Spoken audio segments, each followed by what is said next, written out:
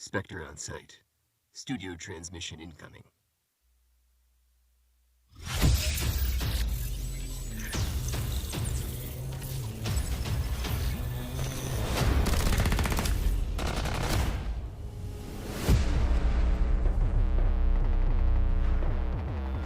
No words. No warning.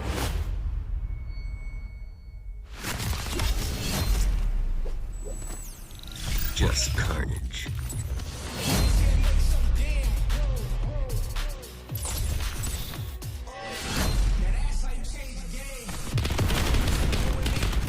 Let's get this done.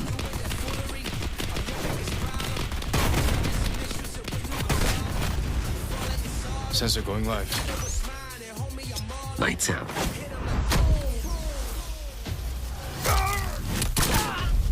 Seraph liquidated.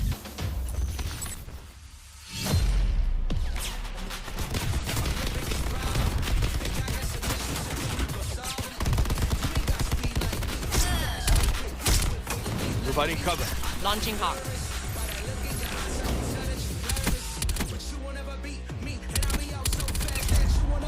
Wetworks on site.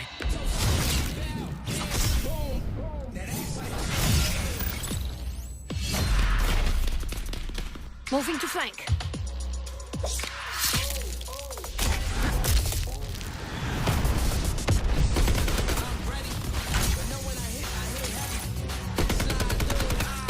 Going loud.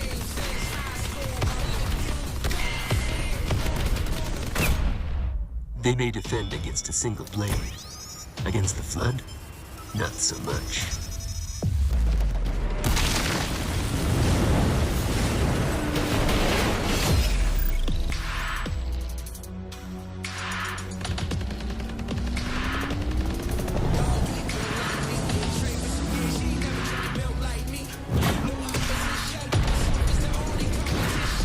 Let's do this.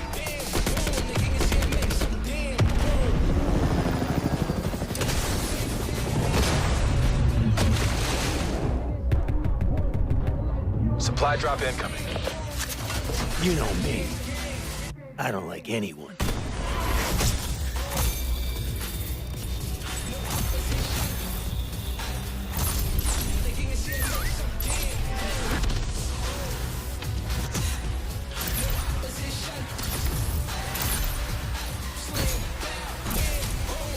Spectre reporting. Contract complete.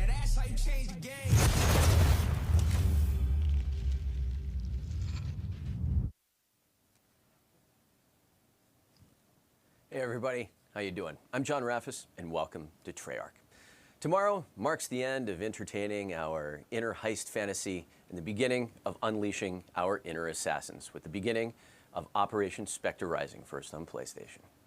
So earlier today, and at the top of the show, you saw the official gameplay trailer for Operation Spectre Rising.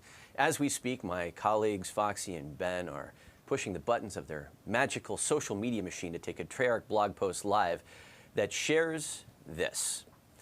There's a roadmap that outlines what is happening during Operation Spectre Rising this week, and featuring the rest of the content that we aim to take live throughout the rest of the operation. And there's a lot to cover, a lot across multiplayer, blackout, zombies, new content coming to the black market, as well as Call of Duty Days of Summer. So to kick things off and help us dive into all things multiplayer, we are joined today by Miles Leslie, producer, Matt Schrantz, senior game designer. How you doing, guys? Great, how are you, John? All right. So a lot to cover. Operation Spectre Rising clearly revolves around Spectre. Yeah. I think. That was the I'm one. not That sure. was the one. Yeah. So why don't we start there? Tell us about Spectre and the debut in Black Ops 4. So Spectre's back. We took a look at Spectre's kit, kind of honed in on what made Spectre special, which is that really awesome melee specialist. And we said, what can we do to make that just a even more amazing experience? And we came away with creating a fully third-person experience for Spectre's special weaponry, which is the Shadow Blade. The Shadow Blade allows Spectre to, like I said, go into full third person while you're Shadow Blade is out, you also have access to, you will not be able to go prone or change stances, but when you do press the change stance button, you'll be able to perform a really awesome multi-directional roll, which is a ton of fun, and pairs really well with the Shadow Blade melee weapon, because when you bring a knife to a gunfight, it's, not always advised, but with the Shadow Blade and pairing with the multi-directional roll, you're going to be able to pull off some really badass maneuvers and dodge some bullets and hopefully go in for the kill. Well, and to demonstrate that multi-directional roll, you brought Miles with you today. I did. Let's see it. Yeah. Okay, there we go. Does this? How much does this stage support? Clear the room. Clear the room. So with the Shadow Blade, with the smoke grenade, because there's some interesting elements to how Spectre uses that grenade. When it comes to that third-person point of view, how did that impact design? Like, how did the team approach this, both in terms of sort of design for the specialist, in terms of thinking about how that plays well in maps and plays well with others? Tell us about that design journey. Well, third person creates some obvious visibility benefits, and we embrace that. So you're going to be able to kind of, as you make your way around the map, you're going to have a wider field of view just to be able to see your surroundings. You mentioned Spectre's smoke grenade, so that is Spectre's special issue equipment, and it's not just any smoke grenade. We took a look at the smoke grenade, and traditionally that's going to impact enemy and friendly visibility. So in looking at how to deal with that on the Spectre side, Spectre will have the unique ability to see both teammates and enemies who are inside of that smoke grenade. Enemies will be highlighted in kind of a white, while friendlies will be highlighted with a blue. So you want to pair that with your Shadow Blade to be able to block off the lines of sight for your enemies, and then use that and maneuver around to enter that smoke and use the Shadow Blade to take out those enemies. The comboing is pretty interesting now, right? As you play like hardpoint or control or domination, is if you can combo where you're throwing the smoke and you get in there with the blade and you just start cutting people down, like Matt said, you feel like that badass. Yeah. But it also is really scary when that smoke comes now out, because you're like, okay, Spectre's out, what do I need to do here? How do I counter this? So it has a change to how you play if you're Spectre, but also how the team responds as well, which has a huge impact across all the maps in terms of how they play and how to approach those things if Spectre's out on the map. Since we're talking about the Shadow Blade and the smoke grenade, probably a good opportunity to kind of pivot and talk about some of the new weapons in the mix. New melee weapon, new LMG. Yes. In the mix. Yes, absolutely. So the new LMG is the Tiger Shark. It's kind of a more agile LMG, super fun to use. So someone like myself who I'm traditionally a run and gunner, I don't mind using the Tiger Shark because it allows me to stay with that run and gun playstyle. Like I said, it's a bit more agile. It's got I think the fastest reload speed of all of our LMGs. So we'll be able to use that in kind of a new role for LMGs. And that's just been a ton of fun. And then the melee weapon, which I believe, I'm going to mess this up. Do it. Nifo Oti, I believe. Close I don't enough. know. Close? Okay. It's a melee weapon, a club. It looks badass. It's a lethal melee weapon.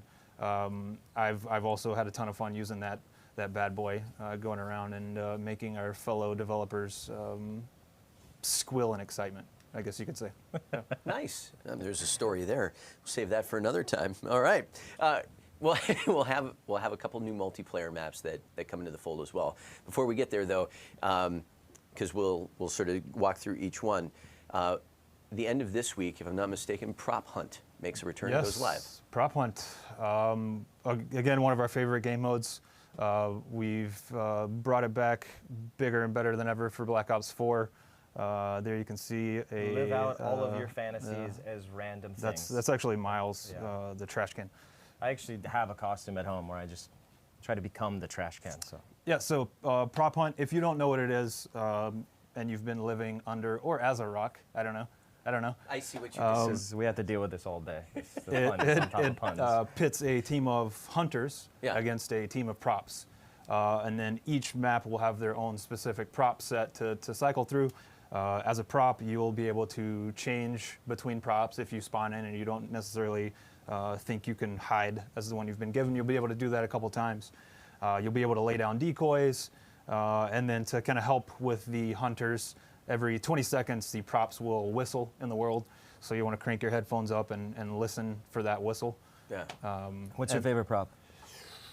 My favorite prop. Going off script. Well, it's fine. There is no script. I have always wanted to be a palm tree Yeah? since a young boy. No, that's cool. So it's fun to be able to live out my fantasy. The best as a is palm when tree. these guys are picking this stuff in militia, you can be the bear, right? So Yes. there's like a stuffed bear, and so you get to just run around as the bear, which is pretty awesome. Yeah, it's So- it's the people that have played the maps a lot and have put their time in are definitely going to have the advantage there, because you're going to look at that bear and say, hey, Wait, yeah. Why is the bear in the middle of the forest? Hold on a second Why is the here. bear capturing B down? What I appreciate here is just the amount of enthusiasm for prop hunt. I mean, to the point that I think I'm going to call some people and try to get you guys to star in your own prop hunt video. Let's do it. Let's do it. We already Okay. have everything we need. The playtests I've for prop hunt internally in the studio, I think have elicited the most laughs that I've yeah. heard coming from over the everybody's top. offices. So it's just super fun. Before we move on to the maps, one note that I kind of took out of order is, and something that we saw in the video, is the return of the ballistic knife. Coming later. Yes, yeah. Ballistic knife, melee / long range weapon that you can hit a button and fire off that projectile. Yes, it is back, and we'll try to have some cool stuff planned for that guy as well. Cool. All right, so let's move on to the maps. We've got a couple maps coming online here, and if I'm not mistaken, I think we've got Masquerade lined up first. And Miles, if you could tell us a little bit about what's going on in the world of Masquerade. Yeah, for sure. So we've got 3 brand new maps in this, in Spectre Rising, which is different than the 2 we've had before. And we really wanted to look at the portfolio of maps that we've been delivering, and we've constantly been pushing ourselves to really deliver some really unique experiences, both visually and gameplay-wise. So talking about Masquerade, which we're looking at some gameplay here, we really wanted to smash together this idea of this colorful parade float that's going on, and it's actually being used to smash and crack open this U.S. embassy. So this takes place in Bangladesh, India, so you get this contrast of the outside world and this compound that is the U.S. embassy. So it has really high, cool visuals, a lot of colorful things, but you actually get to engage with the floats. So you can get on a bunch of them, like there's a huge boat that has a shark with a shark captain on it, which is pretty fun. And you're using these in really interesting ways that you haven't been able to, is actually engage with the environment. And the map has very separated lines when you're in the embassy and out of the embassy, which is really awesome, because the outside street area leading up to the floats is more cat and mouse, and then you've got this contrast of this long street that's wide open, so there's danger, but you can use the floats in creative ways, getting into what we're calling the VIP building in front of the embassy. And if you lock that down, you're going to have a clear advantage. And we really wanted to see and push ourselves to say, look, if we just say this is a power position and you want to go get it, what gameplay does that drive? And what we found is it adds more interest. It drives that more engagement in terms of internally, look, hey, I want to go take that building. How do I take it? I want to get around this street. I want to use this float in really creative ways. And then how do I use that equipment to make that stuff happen? That was a lot of fun. Sorry to jump in, but on kind of my team's side of when we go through and say, where do we want the hard points to be? Where do we want the domination zones to be? Because like Miles said, it's a very different map to where you have these really distinct power positions. You have these lanes that kind of close and open in interesting ways. So that was a lot of fun for us to go through and play test and find what worked the best for this kind of new setup.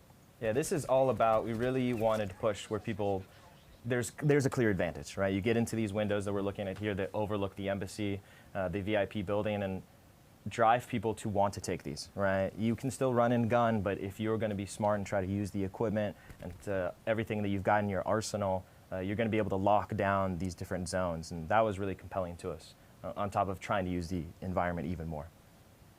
Just out of curiosity, I mean, the Spectre brings something kind of so unique to the fray. How, if at all, did that impact any thinking around any of the new maps? We've really been challenged as a studio and to wrap our minds around the operation themes. And we're talking about Spectre, who is world-class assassin, is how do you do that theming across the maps? And it's easier in some and harder than others, but it's always this layer of, what are the cool things that can influence us? And for us, we really had this interesting idea of, elite assassins have hijacked these floats and they're using as batting rams and they're cracking open this embassy, and it has that layer of it's fun, right? But also a serious tone of they are trying to attack this embassy in some interesting and new ways that we haven't done before.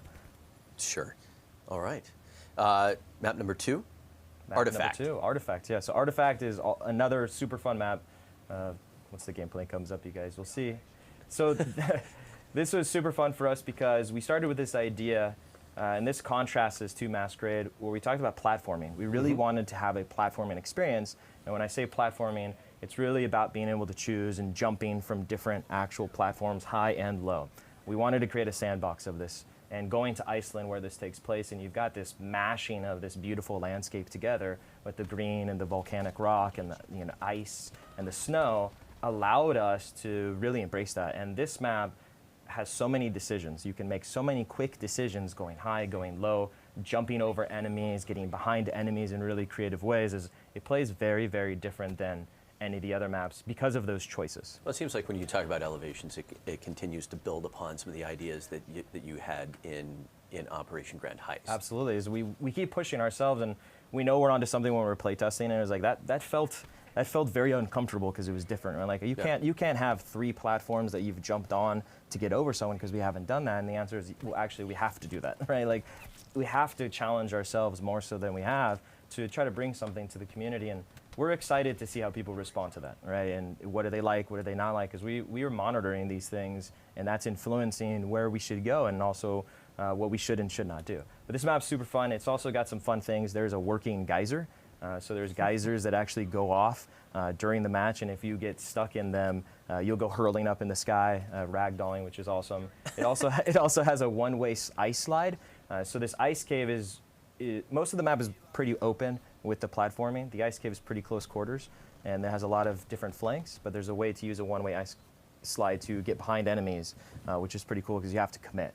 So it's all about, this map's about making decisions and committing to those decisions, and then try to, change lanes quickly and paths as fast as you can with the platforming. When it comes to design meetings, walk me through, like, what does the geyser idea sound like? How does that come up? How does that happen? Like anything, it is, wouldn't it be cool, right? Wouldn't it be cool? It's literally how it starts, is we're in this landscape, and the team has done such an amazing job where they are crafting these things. Man, it would be so cool if. And when you hear these things and you see how excited the team is, you're like, we have to do that, right? Like, let's put geysers in this. Like, that just makes sense. And you quickly prototype it, and you find out that it's fun, and you just iterate from there. And it's the same thing with the slide. Man, it'd be so cool if you could do this. Well, you know what? Let's do that, right? Let's embrace that feeling. And that's really allowed us to step out of our comfort zone and get out of the sort of guidelines and foundation that we've got to build on these maps. The thing about this map that I always... There's the guys right there. This is really satisfying, the lethal bidet. In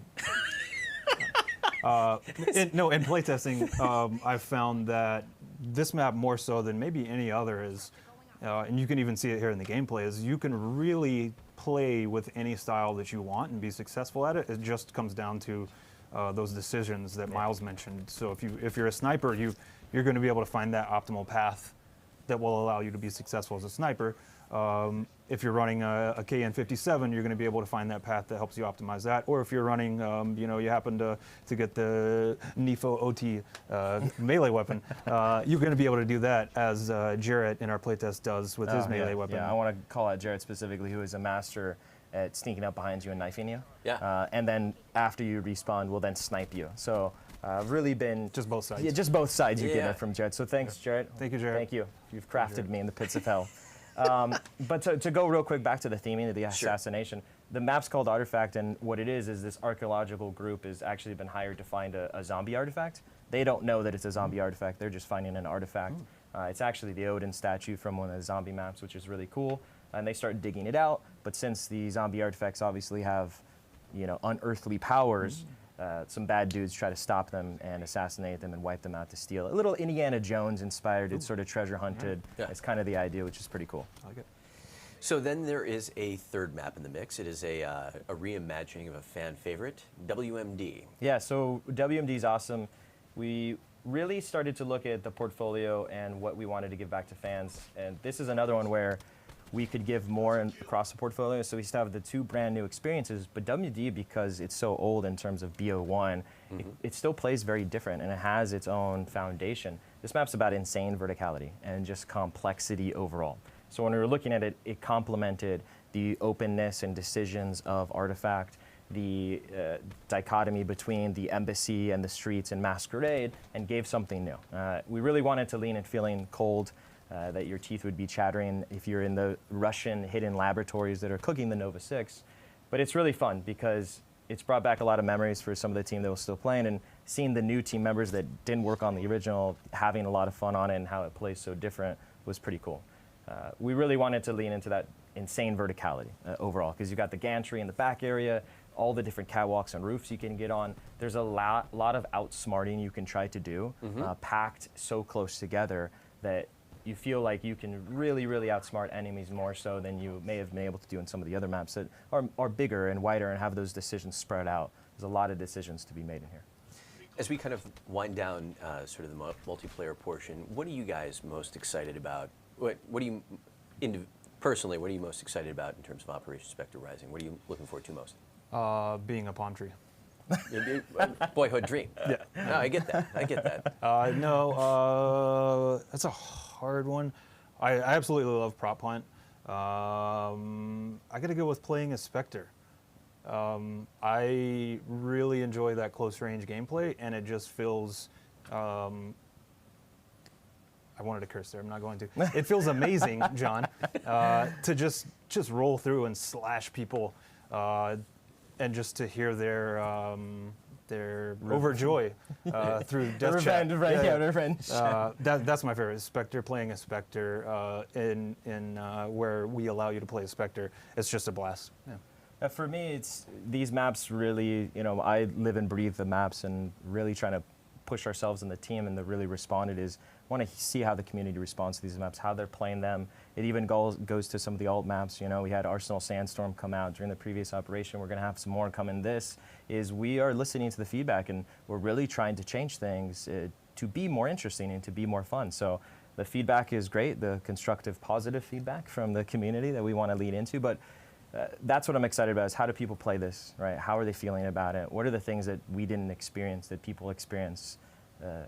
And really seeing all of that will be sort of the big thing for me and the team. So, does WMD have the paths, the RCX? It does have an RCX, sneaky RCX path. Yeah. It's also got some. It's got some other stuff too. I was about to post a Reddit thread. No Reddit threads just yet, hopefully. So it's got some other surprises too. All right. Cool.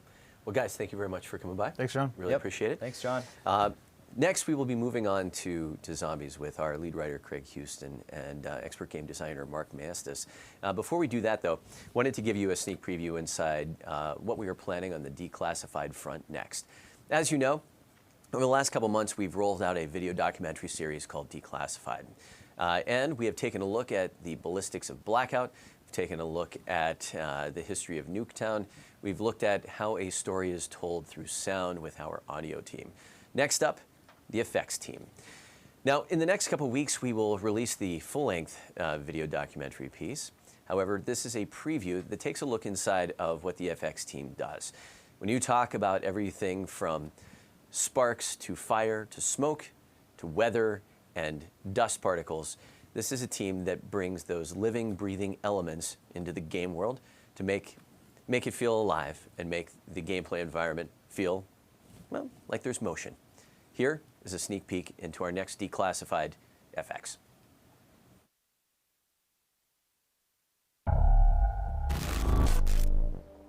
When you talk about real-time effects, the effects are built to be seen in a video game and in real time, in comparison to a film where you're really looking at the effect from one perspective. So some of the challenges that we're faced with as real-time effects artists is how do you construct effects knowing ahead of time that you can't account for all the situations that could occur. You need to be really smart in your processes and the management of your particle system. When I'm working on an effect, I'm looking at it from all different kind of angles. I'm also understanding the context in which it'll be used. So we have a working level. And within that test level, we have different lighting states. So I would have to build an effect and look at it in that lighting state to know, okay, does this hold up? We have to make sure that we're building them in a way that will respond to different lighting conditions. And that is a sneak peek at Declassified FX coming soon in the next couple of weeks. We will keep you posted. Next up, zombies. So while our last Zombies experience, Ancient Evil, was released a few weeks ago, we won't have a full experience yet for a little while, but that doesn't mean that the Zombies team isn't hard at work on a couple updates. With that, we have our lead writer, Craig Houston, and expert game designer, Mark Maestas, joining us to talk a little bit about what's in store on the Zombies front during this Operation Spectre Rising window. Mark, new to the stream, welcome. Is it everything that you dreamed it would be? Yeah, I can feel all the adrenaline just surging into me right now. That's weird. That's what it feels like when I soil myself. That's just it could be one or the other. A little column A, a little column B. You know. I mean, Mark's been working on zombies, pretty much since the beginning. The beginning. So he's used to living with oppressive, scary atmospheres. So he should be right at home. Well, actually, as new guy to the stream, who are you? What is it that you say you do here? What do I do here? No, I'm a designer. I've been working on campaign and zombies most of my career here. Yeah. And yeah, that's. Mark really sells himself short. Amongst other things, Mark is one of the people that should actually get a lot of credit for things like the alchemical language that we had in the Chaos story, which awesome. was, took a smarter brain than mine to work it out. So that falls under narrative, but that was Mark. All right. Well, let's dive into some of the new Zombies features that we'll see during Operation Spectre Rising. First, let's start with the Super Blood Wolf Moon Gauntlet. Can you say that again? Super Blood Wolf Moon Gauntlet. Love that. Yes. Tell us a little bit about this gauntlet experience. Well, this gauntlet, I mean, we always try to make things that are new and challenging and interesting.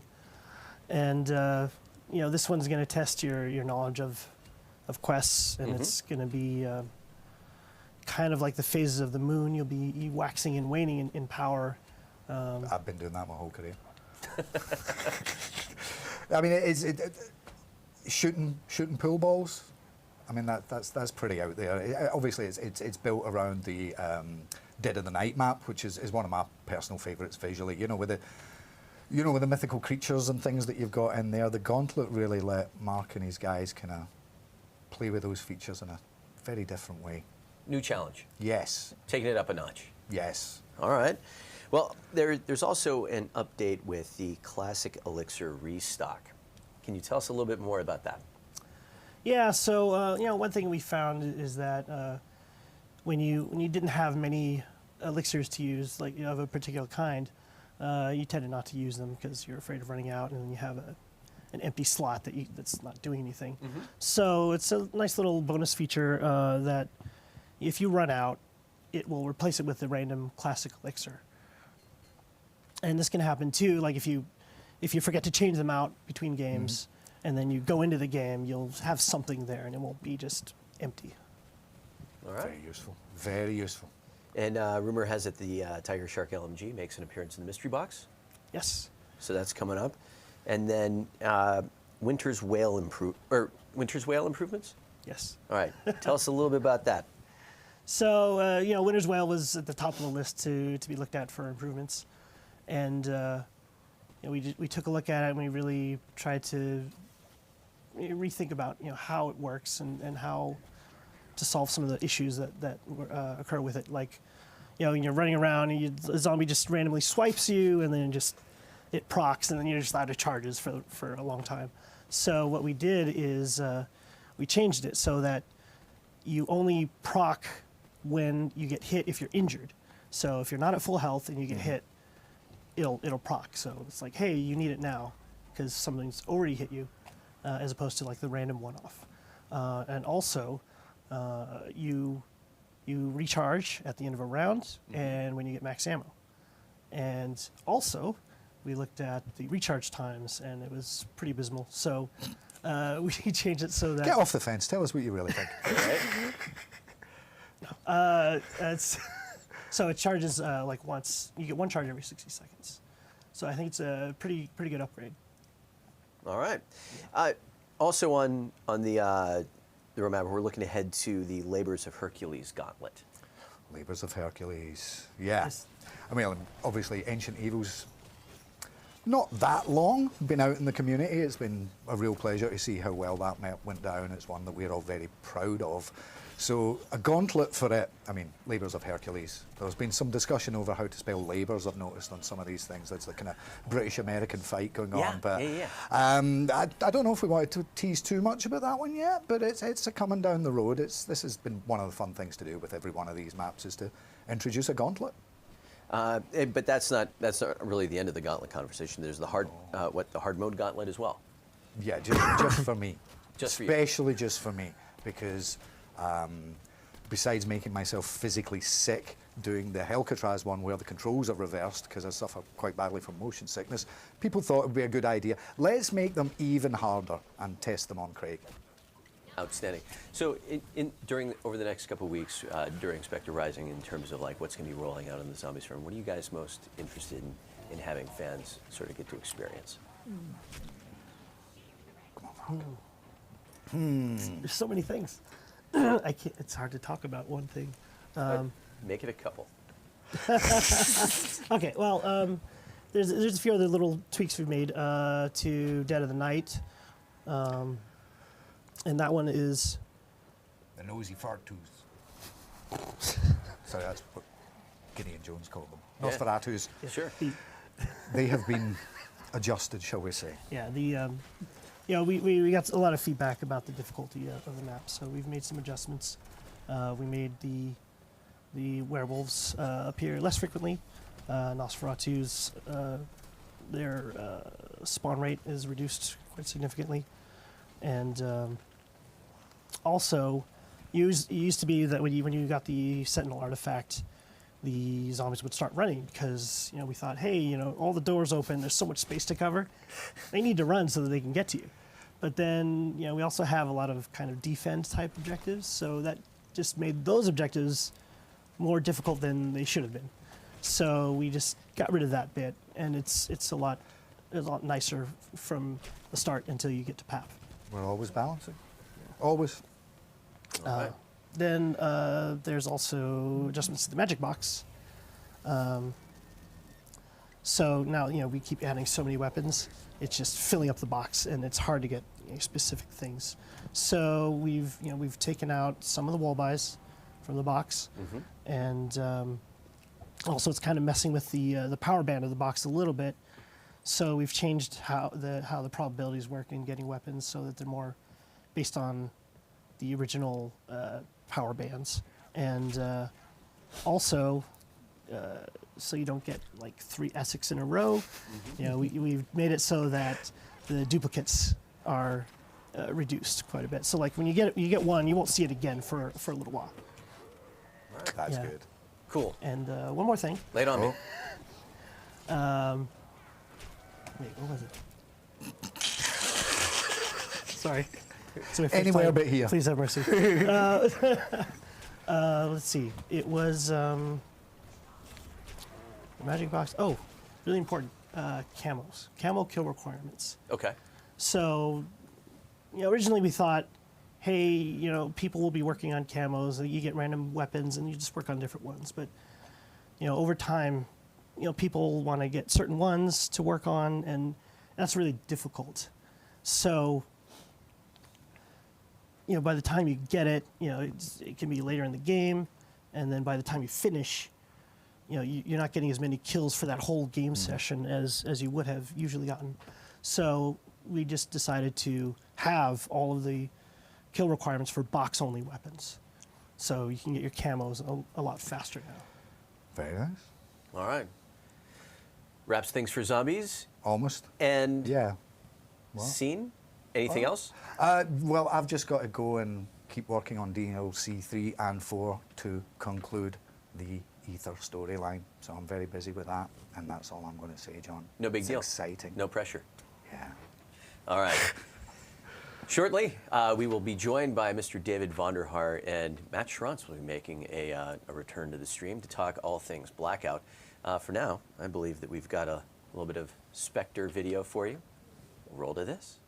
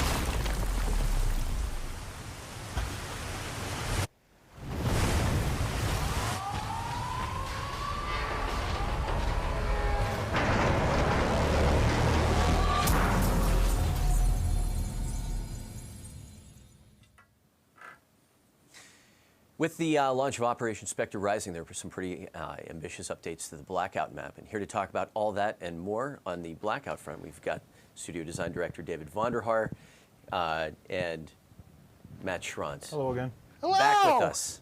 Matt has a beam that just follows him around everywhere, so we know where he's at. You're much more energetic than Miles Leslie. Ah, that guy. All right, so I'm having fun already. We haven't even started yet. Take us into the world. So with Operation Spectre Rising, a lot of map updates, and it really kind of plays on sort of the wet works assassin theme. And here we go. Who did this? Whose idea was this? I gotta tell you, man, when they pitched this idea to me, I was like, deep breaths, don't overreact, it'll be fine. Just give it a minute to sink. And it turned out okay, and it's really crazy. It was a lot of fun, especially tying the narrative to it, right? It was really interesting, all the tech challenges that we learned along the way. I mean, just when it seems like a seemingly simple idea that can go awry. So obviously we blow up the dam. We have all this swath of destruction. This is one of my favorite places to drop, so it was very painful for me to acknowledge. The water level's high everywhere, so you can sort of see all the carnage that this causes. Pardon me, bad navigational skills. All the way down, all the way through this whole section, blowing apart bridges. Where did the factory go? Down further? So with the water coming through the dam, with elements of the map being flooded, talk about elements. Look at this mess.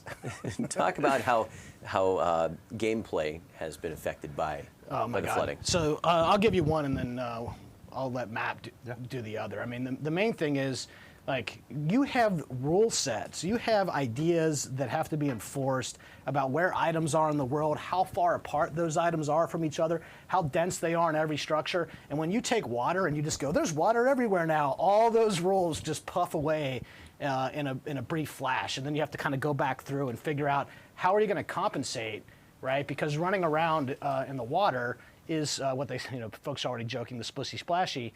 Right? So you have to move all that stuff into positions, and where is it going to be now, and how are you going to find the items that you need to survive in these destinations, and all these kinds of questions about what happens, when you're in this kind of environment, moving everything up and off the floor, finding homes for it. So that's just the itemization. I mean, that's just like the core component of the game, right? Already, just go ahead and light that one on fire and figure out what to do with it next.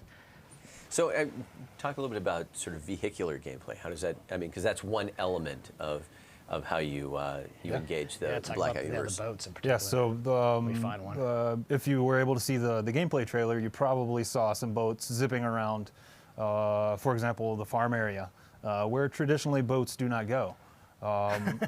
So like Vaughn said, with the, raising the water levels affecting item distribution and item density, that also affects where vehicles can and cannot go. So water vehicles like the boat, you're going to be able to go more places with those. And in some places, you may not be able to go with a wheeled vehicle like a muscle car or ARAV, where you were able to go before. And then on top of, just the outside of vehicular gameplay, you're going to be able to hear the splishy splash of the footsteps a little bit better.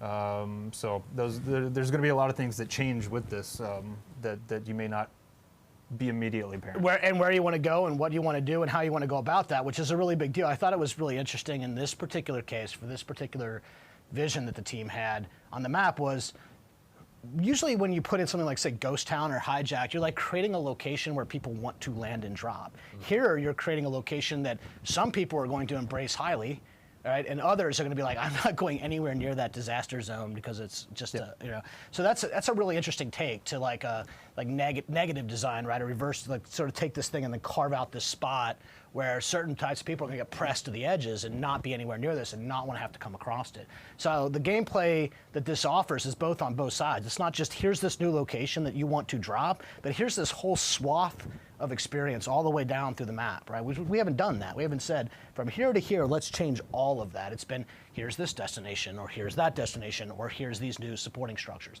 So it's a different take on how to update the map that, as absurd as it was as an idea, is really interesting in execution and practice. So take us inside some of those sort of design discussions about, especially whenever you talk about sort of I don't have the sword on me. the randomness of dropping in or the collapse. You know, because it's like, you know, Oh, yeah. you were talking about how You don't want to be on the wrong side of the river, on the wrong side of the flooding necessarily in the collapse state, or you do because you have the vehicles. But you said, like, you know, some players might be like, I don't know about that, but that's perfect. maybe they don't have a choice. Yeah. So I mean, if you look at the map, I mean, I'm not going to say this thing cuts the map in half, but it almost cuts the map in half. It's close enough, and especially the flooding cuts the map in half. So that flight path, there's just new dynamics to pick, right? If with that flight path in that circumstance, depending on my play style, I'm probably not east and south of the water, right? If I like to be on foot, and I don't like to move around the map a lot. So it's just, you know, if you look at sort of all the mechanics that go into this type of game and a battle royale game in general, but Blackout in specific, and you do this kind of thing and you see what kind of impact this has, it's not just my impact in this moment in this area, but the totality of that and how you're going to play to win the game or not, and it's like makes it something special and different. I mean, it's pretty experimental on pretty many levels. Yeah, right? the psychology of it, which Vaughn was alluding to, of some players may not want to drop in the flooded areas now, and if those flooded areas were, you know, perhaps a hotter drop before, then the psychology comes in. The players that preferred a more quiet drop on the perimeter may start dropping towards the center of the map where the flood is, because that may wind up being a little safer drop, which is then going to push those hot droppers a little bit further out. So it's going to, like Vaughn said, from the start of the match, it's going to change the dynamic of how Blackout is played. Now, a lot of this flooding is, you know, not in a position where it's just deep enough where the certain types of boats can still go over it, but not deep enough where you can't traverse it, right? But it's still water, and it still has the impact that water has on you, especially that we don't generally like to put items on the ground in water that's only, say, yay deep or this deep. So you can still, you know, don't be fooled. It's not so much whoa, learn to drive. It's not so bad that it's not so bad that you can't navigate the map, but it's going to change things apart for many people when you run into this kind of thing. And then also, you know, who doesn't love just, you know, running around? The same goes for players as well, because we realize that, you know, being slowed down or being forced to swim too often could be frustrating. So the same goes for the players, like with the vehicles. A lot of those flooded areas are just going to be about shin high, and you're going to be able to sprint and move through them freely. You will have a bit more of audio cues giving away your position. You may want to pick up dead silence a little bit more often, but same goes for the players. Vaughn, as you fly around, I know that the team has also been working on Bounty Hunter mode. I need a sword. Yes, I need a sword. I need to show you. Would have been awesome if. Where's the sword? Where's the sword? We're running the Bounty Hunter right now. No, you're not. You can kick off. Yeah, here you do. Yeah, you do. No. Well, don't do that. What's that? That's not a complete sentence. That's not you don't want me to say the complete sentence.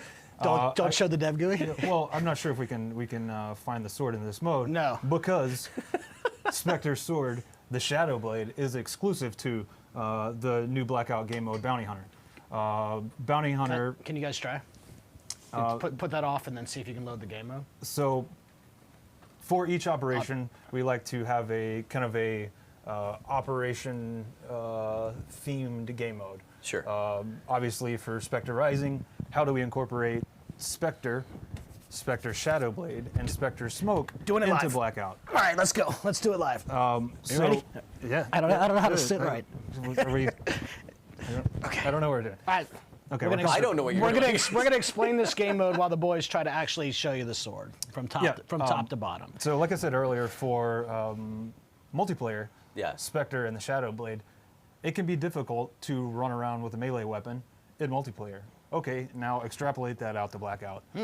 Third person. Yeah. First problem that we ran into is, okay, how do we encourage players to want to play as Spectre with the Shadow Blade in Blackout when there's so many long lines of sight, things like that? So first off, okay, how do we encourage that? Well, we, as with other things that we bring to Blackout for multiplayer or share across the game, we tune it specifically for Blackout.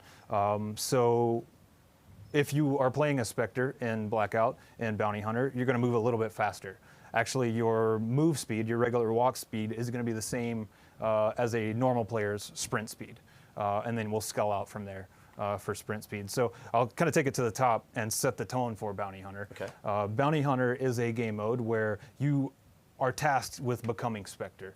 we have messaging in the lobby to let you know that you cannot deploy as Spectre in this game mode. So if you have Spectre selected, you're going to want to or have to pick a different specialist or character because Spectre is the hero of this mode. For starters, it's going to be a quads game mode. You're going to drop in, and right from the start, when you wingsuit in, you're going to want to look for the purple beams, which are highlighting Spectre's Shadow Blade, the sword. There's going to be roughly 25 Shadow Blades in the map at any given time, and you definitely want to go to those purple beams and get that Shadow Blade as soon as possible, because you're going to be fighting 75 other people for them. Those people cannot have Shadow Blades. So inside from the start, the purple beams will be attached to what we're calling Spectre Stash. And that's another way for us to provide some benefits to Spectre to help compensate for this long-range battle space with a melee weapon. So inside Spectre Stash, you're going to find level 3 armor right off the bat. You're going to find the Shadow Blade right off the bat. You're going to find many of the recon and stealth related perks like Dead Silence, Paranoia, Awareness inside Spectre Stash. Consider me adequately incentivized. There you go. There you go. So you want to get down, find those purple beans, find Spectre Stash as soon as possible, and then when you grab that sword, you're going to transition from whichever character you deployed as to Spectre. We've got a really badass transition there that the effects team and our post-effects team worked really hard on for us. Transition, you are now full third-person Spectre. You are Spectre with the Shadow Blade. So while you're only melee attacking, you have third person, you're in third person, you're third person peeking, the advantages are significant. So you're really trading this kind of fun power attack, third person, rotation camera. We don't do a lot of this kind of thing, right? We have gestures in third person, but in terms of gameplay, mixing and matching is a really good example of what we talk about. We say, hey, let's just kind of press on our own comfort zones a lot and figure out, right, how do people react to this kind of thing? It's one thing in one limited time mode specific to the operation that is Spectre Rising, right? It exists there, and you'll love it or you won't like that type of gameplay, but it's that kind of thing. So, sorry, you pick up the sword as Spectre and? You pick up the sword as Spectre and you go just straight beast mode on people. That's the end goal is to be the last surviving player or team. It's still within those rules of Blackout. But what makes it Bounty Hunter? So Bounty Hunter is it actually came from an idea a long time ago from Black Ops 1 even, where we used to highlight the top player in a party game mode, say one in the chamber, with a gold dot on the minimap. And we've been trying to find a way to kind of work that in over the years, and with Spectre being the assassin, being the hunter, we found a way to do that. So for each collapse, we will select up to 3 targets to mark as a bounty. That can be a Spectre player, it can be a non-Spectre player. They will be the top players. How do you gauge top players? You will be, top players are the players with the most kills. So the top 3 players will be marked with a bounty for each collapse. If there are times at the start of the match where a player doesn't have kills or there's a tie, then we'll select from, we'll do a coin flip basically. So at all times you will have up to 3 targets marked as a bounty. Your goal, if you are marked with a bounty, is to survive to the next collapse. If you are Spectre, you will be able to see those marked bounties. Only Spectres can see those. So one of the 25 players with the Shadow Blade will be able to see an objective icon bounty marker over the marked target's heads, and you will want to go and hunt them down. If you can manage to take out a bounty target, you'll be rewarded with a supply drop right at your location, so you'll want to hang out for a bit. And if you're our marked target, you will also, if you can survive until the next collapse, you'll be rewarded with a supply drop at your location. Well, it seems like all of these things ladder up to not only adequately incentivizing you to go find the Spectre drops, but really kind of sort of promotes gameplay and action around those points, because there's a definite net benefit to around 25 new points, which are, the sword itself will drive not only the primary destinations that people like to drop, you have the sword locations, that's going to be 25. And then once you have that and you're using that, then you're seeing who the top players are and where they are, right? So there's a lot of motivation to be involved with the sword and the gameplay. And you can just put the sword down if you want to go back to normal life, right? Or even just put it away and pull your gun out. You're not capped into this thing where you only can use the sword. Sure. You pull out the sword to be in third person. So I think the dynamics here will be pretty interesting to find out how people see this in the real world and what they do with it and how they learn from it. It's just one more example of taking an operation, being inspired by its core thematics, and then doing something different, very different with that kind of thing, sort of stretching what Battle Royale really means, which I think is the thing that we've been having maybe the most fun with in the operational seasons. Yeah, that was a small note that Vaughn mentioned is this actually came from playtesting. Our original goal was you are Spectre, you have the Shadow Blade, and that's it. We want more people to have fun. Right, we want people to have fun. We immediately kind of knew that being forced just to have a melee weapon in Blackout could potentially not be fun.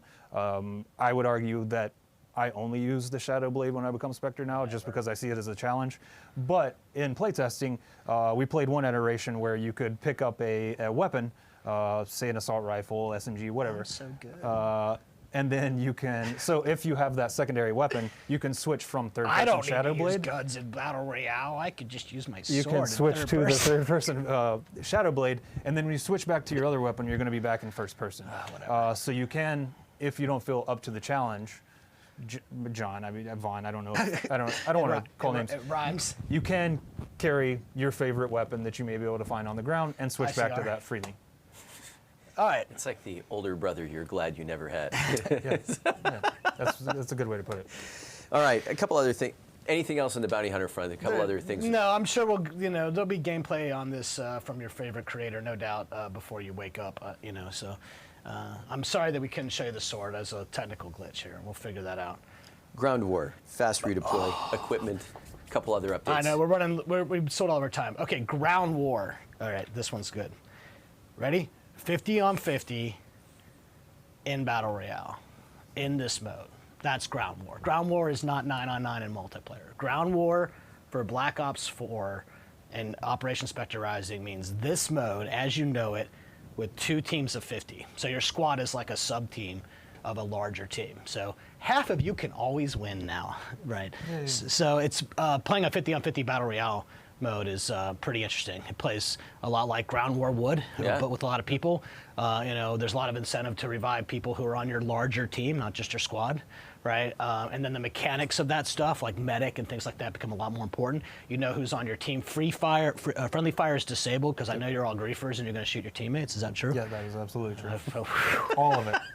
No, I do that. And it's something special, and we'll probably see that midway through the operation, give or take, right? For what happens kind of in the middle of the operation. It's the plan anyway. Don't quote me. You guys always beat me up when we're not exactly midway has already, like, somebody's assigned a date to it. I know. Like, fudge. All right. Yeah. Well, anything else about 50-50? No, still Ground trying to war. nail down the details, but it's the baseline is 50v50. We've been working hard on the, how do we deal with the infiltration pass, the initial flight pass? How do we deal with the 2 helicopter problem? The helicopters? How do we deal with showing who is on your squad versus your larger team? So we've been working hard on that and having a lot of fun, and can't wait to put that one out there. As we kind of wrap things up in the Blackout front, what are you guys most excited about people getting their hands on during Operation Spectre Rising?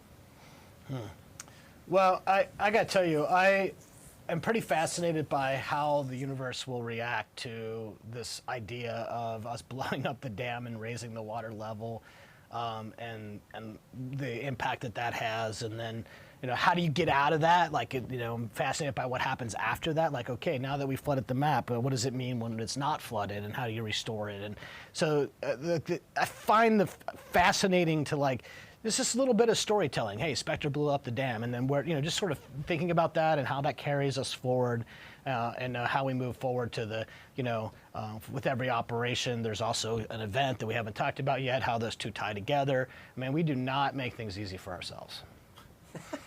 That's true. That's true. All right. Operation Spectre Rising, out tomorrow, first on PlayStation 4. Before we wrap today, just wanted to offer a couple thank yous. First, wanted to thank all of our guests today. David, Matt, especially Mark, for being such a good sport at being on his first stream today. Wanted to thank the studio communications group, Foxy, Ben, Steph. Wanted to thank Tommy on the boards.